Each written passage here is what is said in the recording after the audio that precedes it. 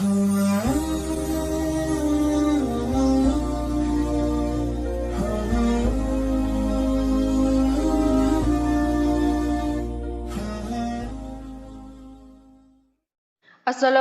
warahmatullahi wabarakatuh. Selamat datang Sobat Muslim di channel Islam Menjawab. Selama masih hidup di dunia ini, kita pasti terlibat dalam masalah. Baik itu masalah kecil yang mudah diselesaikan, bahkan hingga masalah yang sangat sulit diselesaikan. Hari ini kami akan membahas tentang nasihat bagi yang malas ibadah, yang akan dibahas oleh Ustadz Dr. Khalid Basalamah. Sebelum kita masuk ke topik penjelasannya, alangkah baiknya jika Sobat Muslim semua bersedia menekan tombol subscribe dan aktifkan lonceng notifikasinya terlebih dahulu. Mohon nasihatnya karena akhir-akhir ini ana malas beribadah. Baca fadilah ibadah yang anda mau lakukan. Saya sudah pernah ajarkan ini. Mau rajin sholat malam, baca hadis tentang sholat malam.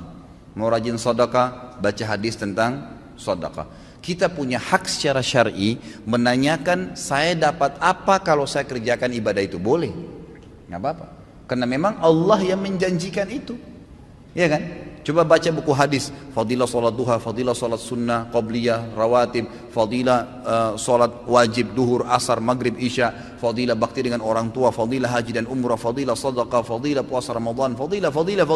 Apa itu fadilah? Janji positif Allah di ibadah yang akan kita lakukan. Kalau mau termotivasi, untuk apa kita mau ke satu tempat? Karena ada janji yang, ada sesuatu menjanjikan yang kita dapatkan di sana kan. Untuk apa kita kerja satu perusahaan? Karena ada janji gajinya lah, prestasi dan seterusnya. Begitu, manusia memang kalau dijanjikan baru mau bergerak. Maka wajar kita baca janji Allah di ibadah itu kita akan termotivasi. Yang kedua, jauhi semua fasilitas maksiat. Karena semua yang membuat orang malas ibadah karena ada dosa. Selama antum masih terlibat di dosa sekecil apapun, maka akan mudah sekali tergelincir untuk malas ibadah. Tergelincir itu. Saya sudah pernah jelaskan, ibadah punya kenikmatan, dosa punya kenikmatan, tapi nggak bisa disatuin. Nggak bisa disatuin, tidak bisa disinkronkan, tidak mungkin. Harus pilih salah satunya. Seseorang, saya kasih contoh, seorang wanita terbiasa pakai jilbab, rapi. Dia sudah merasakan nikmatnya ibadah itu. Tiba-tiba kedatangan satu orang laki-laki di rumahnya, sepupunya atau yang bukan mahramnya, lalu dia kelihatan tidak pakai jilbab. Bagaimana perasaan dia sebagai muslimah? Merasa berdosa, merasa bersalah. Kenapa tadi rambut saya dilihat ya? Kenapa? Karena ibadah menutup aurat sudah dia rasakan nikmatnya, dan membuka aurat yang maksiat hilang kenikmatannya, dibenci sama dia. Kalau kenikmatan ibadah ada, kenikmatan maksiat hilang. Kan? Terbiasa menutup aurat membuat orang jadi tidak mau buka aurat, gitu kan? Terbiasa sholat berjamaah di masjid membuat orang menyasa bersalah, atau terbiasa sholat aja deh. Ya, kira-kira kalau orang sudah rutin sholat 5 waktu, dia sudah tahu fadilahnya dan ancamannya kalau dia tinggalkan, apakah dia mau tinggalkan sholat berjamaah, sholat wajib? Nggak mungkin, gitu kan? Karena kenikmatan ibadah ini sudah ada. Tapi kalau kita balik, kalau ada orang merasa nikmat dengan maksiatnya, nikmat dengan telanjang di depan orang, nikmat dengan kebohongannya, nikmat dengan harta rampasan, riba, haram, kezaliman, nikmat dengan zinahnya, maka pasti kenikmatan ibadahnya hilang. Mustahil bisa khusyuk. Biar dia mau tutup matanya, biar dia mau paksain, nggak bisa. Bangun sholat malam pun susah. Oh, sholat 5 waktu aja berat, mungkin cuma seperti orang kumur-kumur dan buru-buru kalau dia kerjakan. Nggak bisa. Makanya kata kunci yang kedua adalah jauhi kemaksiatan. Maka kenikmatan ibadah akan didapatkan. Yang pertama, bekali diri dulu dengan ilmunya. Dapat apa nih kalau saya sholat malam, kalau saya sedekah, baru kemudian jauhi semua fasilitas kemaksiatan. Yang ketiga, ini nggak kalah penting, bentuk komunitas yang soleh dan soleha.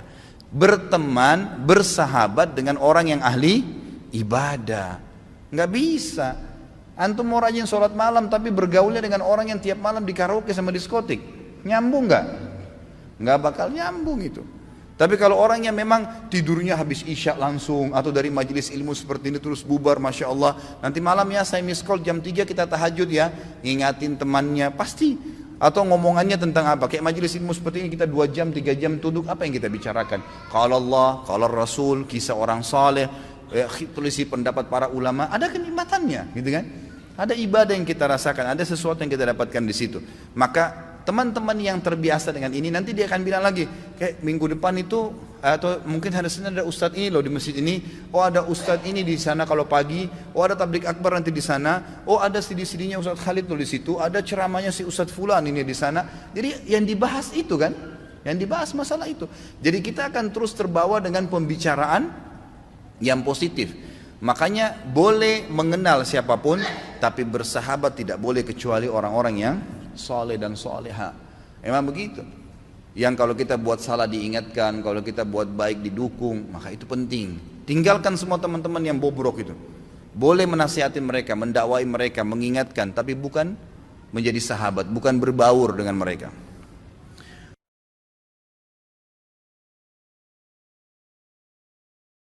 Sampai jumpa di video kami berikutnya dan terima kasih. Wassalamualaikum warahmatullahi wabarakatuh.